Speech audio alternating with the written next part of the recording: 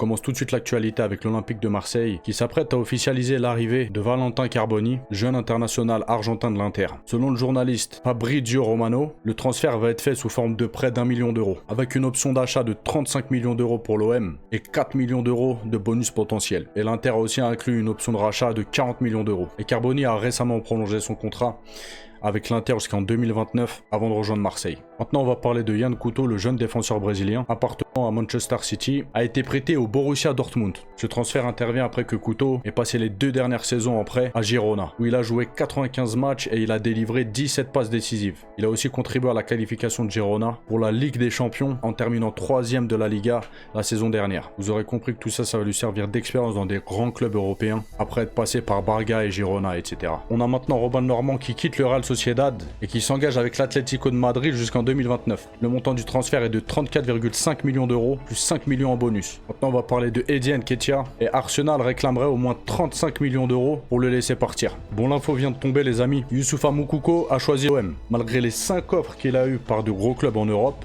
le jeune attaquant de 19 ans est convaincu par le projet phocéen. Et là, actuellement, les négociations sont en cours avec l'OM et le BVB pour un prêt avec une option d'achat. Bon, les amis, l'OM lâche l'affaire.